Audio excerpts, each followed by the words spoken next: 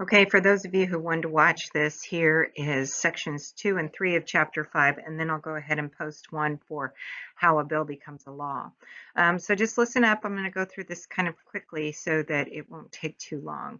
So section 2 has to do with the House of Representatives. Most of this you already know.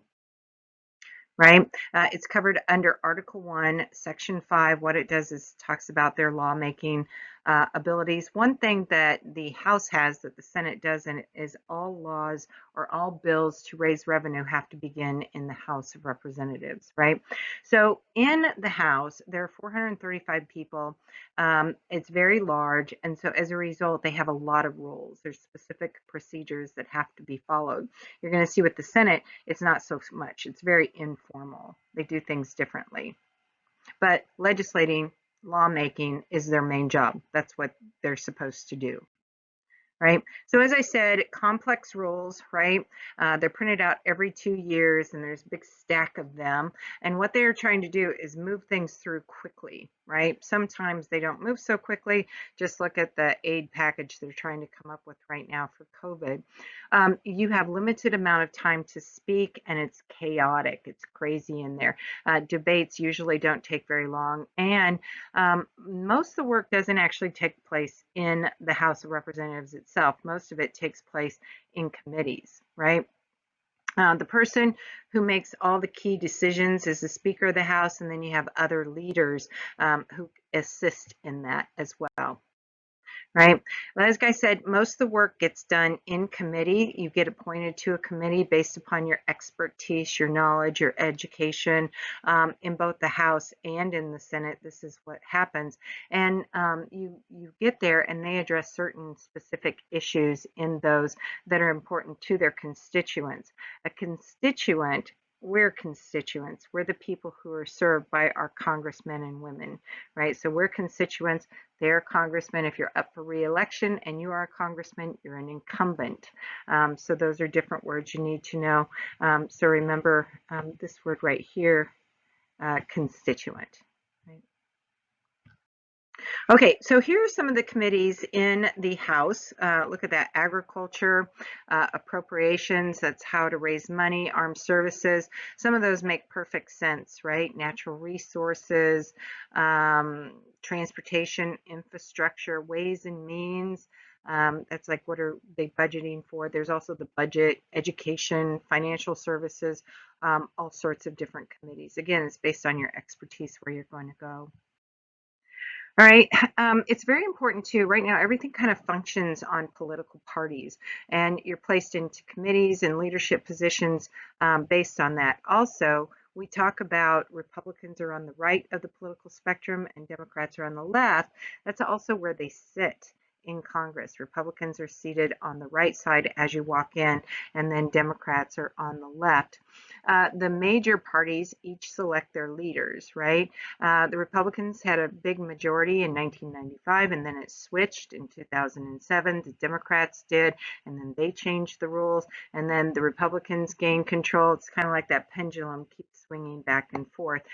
Currently, oh, this is not right. There are more Democrats than there are Republicans right now in the House. I'm not exactly sure what those numbers are, but you'll see later in the slide, it'll show a more accurate number.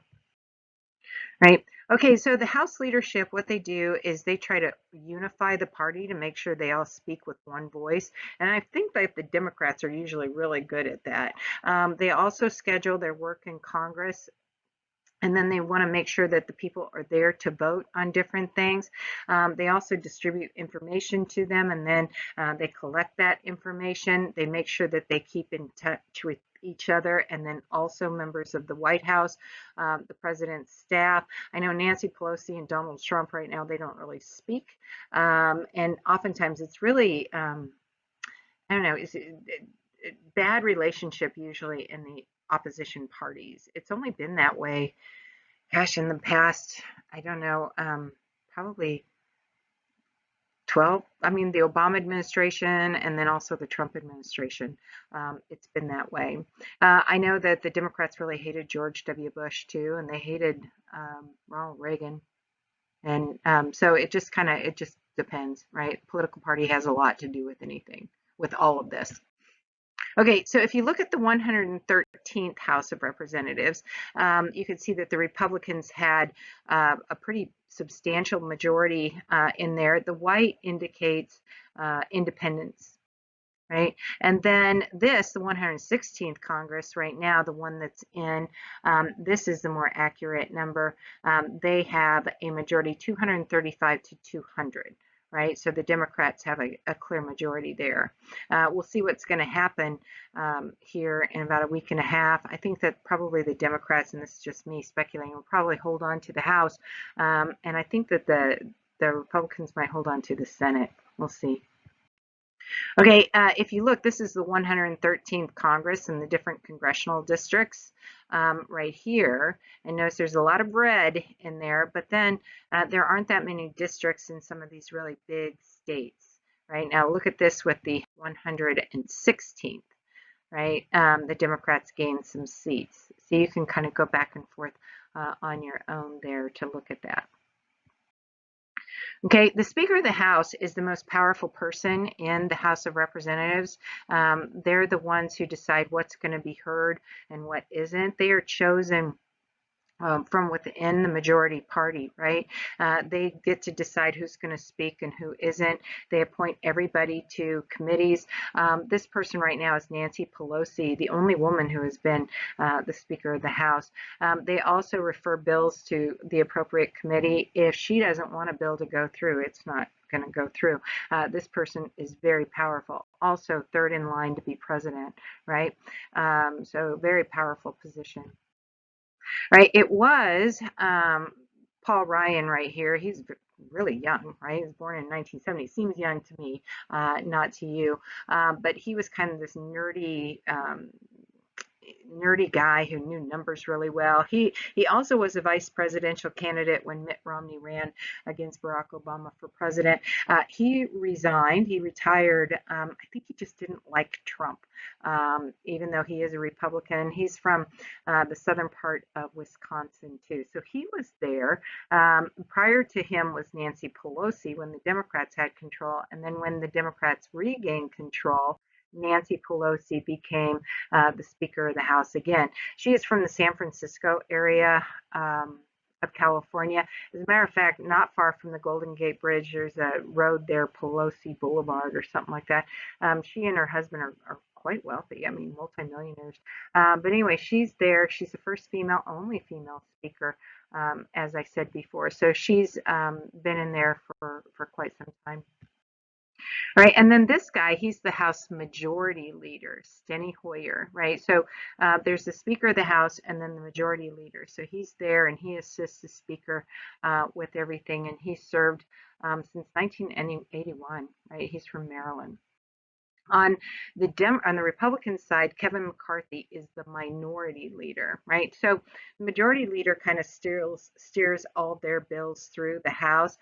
This person kind of figures up the opposition and then tries to keep everybody together, right? So here's the House of Representatives. And you can see it's got a full House right then. It doesn't usually happen like that, except for when they have a speaker speaking. I'm not sure who's speaking at that time. All right, and then there's the whips. So the whips, you have a Republican whip and a Democratic whip, and they help the floor leaders. So the Democratic whip would help right now the majority leader, and then the Republican whip would help the minority leader. So majority whip watches over how the party members plan to vote, make sure that they're there, right? They call everybody up and say, hey, make sure where you are. The minority whip helps the minority leader in kind of figuring out their official opposition. And then talking about what they want. They really don't have an official position. It's just they act as the party leaders so that they have a cohesive voice. All right, and then so here we have Steve Scalise is a Republican minority. He's a minority whip. He also got shot, almost died this crazy guy from Illinois. He went when the Republicans were practicing for a baseball game against the Democrats, and he just started shooting people out there on the baseball field. And Steve Scalise almost died. He got shot in the leg, and he was bleeding out pretty rapidly. And then from South Carolina, there's Jim Clyburn. He is the Democratic whip. All right, so lawmaking, what happens in the House is that there are floor sessions at noon. Not much takes place until then. You know, people have meetings of their own. Routine work takes place on Mondays. Friday, most everybody is gone. So a lot of the work takes place Tuesday, Wednesday, Thursday afternoons. That's when it all kind of works then. Remember, most of the work happens in committees. All right, so what they do is they write laws, right? And a proposed law is called a bill. Bills which have been approved then are called laws. And in section 1 of chapter 7, that's how a bill becomes law. We're going to be talking about that. But anyway, once it comes in, then the speaker will send it to the appropriate committee, all right? And they'll also put it on the calendar. And there are 5 types of different calendars in the House of Representatives. So look at this. Here are the calendars. There's the union calendars, and these are the ones that deal with money, right? Then there's a private calendar. It sounds weird, but these are bills that deal with individual people. Let's say that we want to make a, Rodney Davis. He went before the House of Representatives, and he said, I'd like to recognize the Monticello High School football team for winning the state championship. That would be considered, if you want to give them recognition or something like that, that's a private bill. It might be wanting to name a post office or something like that. If it has to deal with an individual or a place or a group of individuals, that's a private bill. A consent calendar, this one where they put bills out there where it requires unanimous consent in order to debate it out of regular order, right? It might be something that's very, very important that they need to address. That one would be on the consent calendar. A discharge calendar, that takes the date when they're going to get rid of a certain bill, right? This has to be heard and off our calendar by this day, right? And then House calendars, that just deals with all public bills, right? So that would be like, let's see, American Health Care, right? The Obama Act, right? The ACA, Affordable Care Act. That would be something like that. That's a public bill.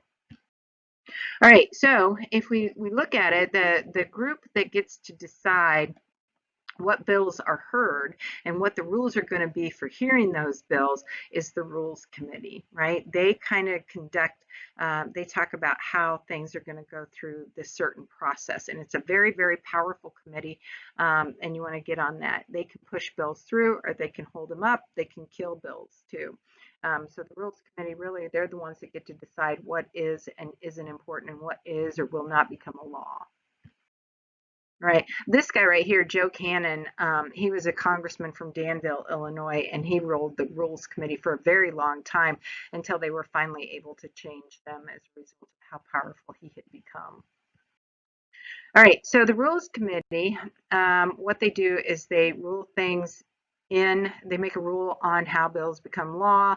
You can get somebody, a sponsor can say, can you put this ahead of the other one? The Rules Committee can say, yeah, we can do that, right? And like I said, they can delay, block, or kill a bill. All right, now a quorum on most days is a minimum number of people that have to be present to conduct business. Now, I think that I heard Chuck Schumer, who's the minority leader in the Senate, say that maybe they will boycott going for Amy Coney Barrett's voting or confirmation in the Senate, and then they wouldn't have a quorum and then they can't vote. I don't know if that's a capability or not in the Senate, but this is what they were planning to do, or this is what you have to have in the House. You have to have 218 members present for anything to take place. Okay, and they have that though, the Democrats do. All right, then committee work. Most everything takes place in committee, right? So you have all these different committees where people listen to testimony, they debate bills, they write the bills up, and in the committee, only 100 members constitute quorum there, right? But they can speed things up. They can choose not to pass it. They get to decide all sorts of things. All right, so that's the House. Now in the Senate, it's a lot more lax in the Senate. There's only 100 people. They know each other really well, and so it's very, very casual there. They don't have the rules that they have in the House. Okay, it's an informal atmosphere. They have freedom to express your ideas. Their rules are less than 100 pages, so not that big of a deal. Okay, and here's the Senate. You can see it's much smaller. Here are some members. This is an older Senate. I think this is like the 115th Congress. Okay, the leadership here, the vice president is the official leader of the Senate. They're the president of the Senate, but they don't get to debate, and they only get to vote if there is a tie. Party leaders aren't nearly as important here, even though it seems like the majority leader, Mitch McConnell, seems to have a lot of say in things in the Senate right now. Okay, this is the 111th Congress. Democrats had a huge majority at that time, 59 to 41. Here's 112th. It's a lot closer, right? 51 to 47. This is the 113th. The Democrats had control there, 53 to 45. And then the 114th. If you look at that right there, the Democrats lost some seats. So the 114th, the Republicans had control in this last election. I think that the Republicans did maintain control, but I think they gained one seat. Let me see. And then this is the 116th. I think it's 53 to 47. I'm not sure, but I think that's what it is. Okay, and if you look statewide, our state, both of our senators are Democrat. You go to Colorado, you have one Democrat, one Republican. Minnesota, it looks like the person up there is being challenged right now. That's a toss-up on that Senate seat. I think Dick Durbin's probably going to get it here. Martha McSally in Arizona, she's getting challenged by a Democrat there. So that seat might flip as well. Those states that are all red, they have two Republican senators. The ones that are all blue have two Democratic senators. And then the other ones are mixed. Now, Maine, if you look up there, one is green. That's Bernie Sanders. Oh, no, I'm sorry. He's from Vermont. I'm not sure why Maine is green, to be honest with you. Okay, so anyway, the president of the Senate is the vice president of the United States. That picture right there, you can see President Trump giving a State of the Union speech, and seated behind him is the second in line for president, Mike Pence, who's the president of the Senate. And then third in line for the presidency is Nancy Pelosi. Remember, after this speech, she tears up the speech after Donald Trump's speech. She just rips it up while she's standing behind him. The vice president cannot debate, and he only gets to vote if there's a tie. All right. There's also the president pro temp in the absence of the vice president. This person is fourth in line to be president of the United States right now. It's Chuck Grassley. He is a senator from Iowa.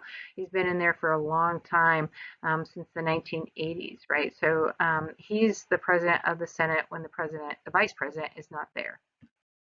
All right, and the person who really does have a lot of power, I think, is the majority leader. Right now, it's Mitch McConnell.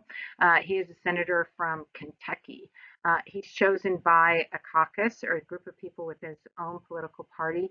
And what they do is still steer the bills through committee, and they can kind of push things through. He is aided by the whip and assistant whip who make sure people are there and everything else. So he really has a lot of power. He gets to decide what's going to be voted on and what isn't going to be voted on in the Senate. The minority leader right now, this is Chuck Schumer. He's a Democrat out of New York. I cannot stand this picture. Sorry. But anyway, what they want to do is they do opposition to the majority party, but they try to get things through for their party in the Senate as well.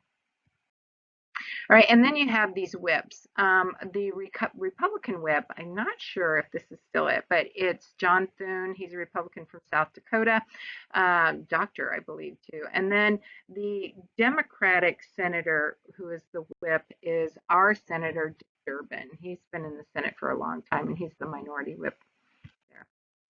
Okay, so scheduling the bill, they only have two calendars now, five in the House, but two in the Senate. So one of their calendars is the executive calendar, and that's the one where they vote on everything for the president, right? So the president gets to appoint judges and ambassadors and all different people to his cabinet, right? So they get to approve those nominations, and they also approve the treaties. So those have to go on their executive calendar. But then there's a calendar of general order, and that's just all other bills that are considered there, right? So any member can introduce a bill, but then the leaders get to decide on the flow, what's going to be heard and when. They come to the floor with a unanimous vote, though. So I don't know how that works in political parties. Seems like it wouldn't work very well. All right, one thing that they have is a filibuster. Now, I've been told that the Democrats are going to end the filibuster if they get control of the Senate again. And what that would do is it wouldn't allow any debate by the Republicans. What this is a way of trying to alter or delay or to abandon bills, right? So it gives the opposition an opportunity to show opposition to certain bills that are there. The way that you do it, you just speak on and on and on and on and on. It doesn't have as much power nowadays because what they do is a two-track system. Okay, you can speak, but we're still going to do some other things while you're speaking, right? And there's time allotted each day to this. So you can say whatever you want. For the first 3 hours, though, it has to be about the bill itself. After that, you can just go on and on and on about anything. There are some famous ones. One of them is Strom Thurmond here. He was filibustering this guy from the South. He was in there forever. He was like 100 years old and he's still in the Senate. But he was a white supremacist and he was opposed to the Civil Rights Act of 1957 that Eisenhower had signed off on him, and he didn't want it. So he spoke for 24 hours and 8 minutes. So after a while, talking about my mama's fried chicken, it had curry in it or whatever, you could say anything. Come to find out, even though he was a racist, after he died, and like I said, he was like 100 years old, it came out that he had a daughter nobody knew about, and she was like 80. And she talked about how wonderful and loving her father was. And how he took care of her whole life. And turns out she was black, half black. So maybe he wasn't such a racist. I don't know. But he purported to be. Another famous one, Ted Cruz, the senator from Texas, he talked for about 21 hours against the Affordable Care Act, Obamacare, right? He talked about all sorts of different things, but then he read Dr. Seuss, he talked about White Castle, he did Darth Vader imitation, all sorts of things. But mostly he talked about Obamacare. And he's a very good debater. So he talked and talked and talked. This was September 2013. All right, so you can vote to end this with the 3/5 vote in the Senate. That's 60 members. They can vote to shut down a filibuster, right? And as I said, the Democrats want to get rid of it so that there can't be any opposition to what they want to do.